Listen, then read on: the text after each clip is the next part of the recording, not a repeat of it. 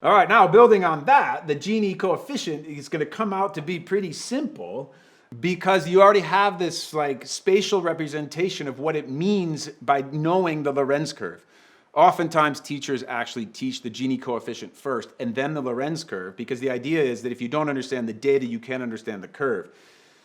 My thought is the opposite, because if you understand how it looks, then you can better picture the data and how the data is useful to you, okay?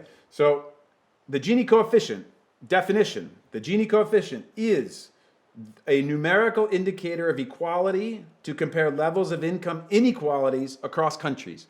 So the Gini coefficient takes the distribution of income, it turns it into first a coefficient, and then if you multiply 100, you end up with an index, right? In order to share or show or compare the relative inequality of income from one country to the other, okay?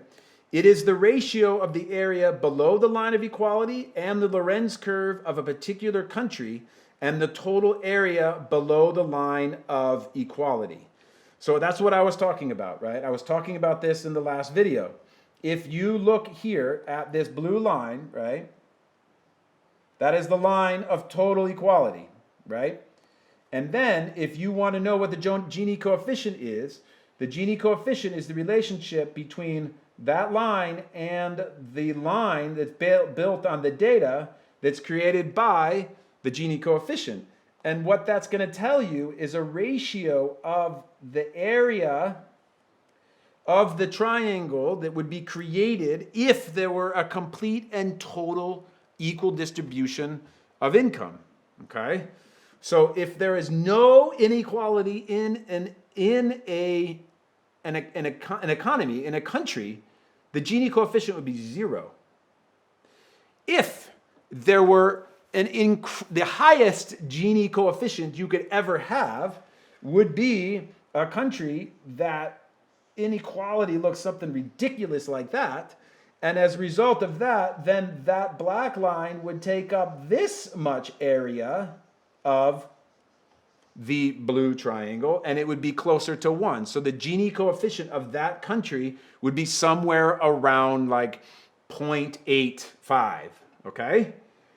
Brazil, of course, is somewhere in between. That's the difference between the blue line and the green line, which is Brazil, and you know that's right around 55% or 0.55 if you don't put it in the index form. Okay? That should be pretty clear to you. So, therefore, very, very, very important. The closer the line of equality, the more equal a country is. So the closer the line is created by the Gini coefficient on the Lorenz curve, the more equal distribution there is. Croatia is more equally distributed in terms of income than Brazil, or this fictitious country I just put here with the black line. So closer equals more equal, farther equals more unequal, but remember the Gini coefficient is a number of inequality. So the larger the number, 0.9, the more unequal it is. The smaller the number, 0.25, the more equal it is, okay? That's so easy to mess up in your head, and that's why I show the Lorenz curve first. So now you understand the relationship of what the 0.55 is. It's actually the area of that blue triangle that's covered up by the green line of Brazil, okay? So, evaluation of the Gini coefficient.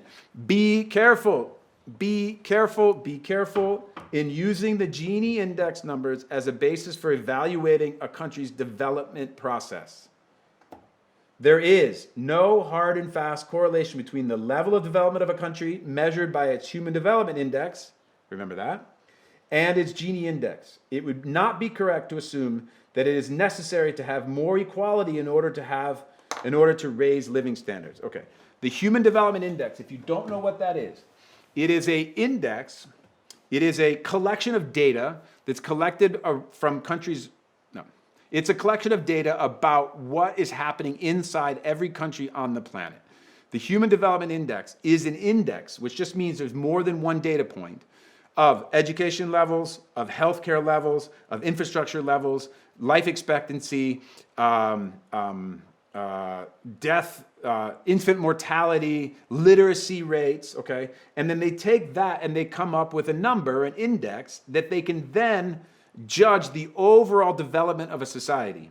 If you think back to your beginning studies of microeconomics, there was a topic in there, and if you took it, the microeconomics course, here there was a topic about what's the difference between the economic growth and economic development. Economic development means that the standards of living of the country are higher all the way around. People are more highly educated. People are more healthy. They're living longer. They're getting out of their first year of life longer. There's higher literacy rates. Development is round. Growth is just boop, linear, okay? So I say that because growth will create inequity. Growth will create a situation like we have with Brazil, where the top 60% of the income was owned by the top 20% of the income earners, right? So 20% of the country owned 60% of our wealth. That's going to flatten out. And what you'll see is as countries become more developed, that line becomes flatter. And if you look at certain places, especially in like the Scandinavian countries of Denmark and Sweden, Norway, you'll see that Finland, that their lines of inequity are flatter because there's a more even distribution of income. And that might be connected to development, that might be connected to happiness, that might correlate with the Human Development Index. But one of the key things to know is that you're looking at very different data.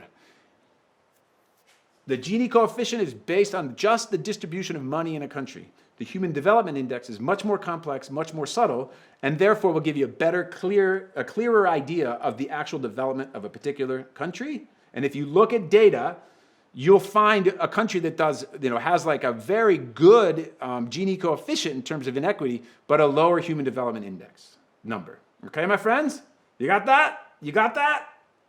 Lorenz curve, Gini coefficient, genius representation of human behavior in nations. And I love teaching it. And now you know it. And so now you're more highly trained economist with somebody who now, with that information, can dance around some of the people around the dinner table who have never taken an economics course. And that always feels good. All right.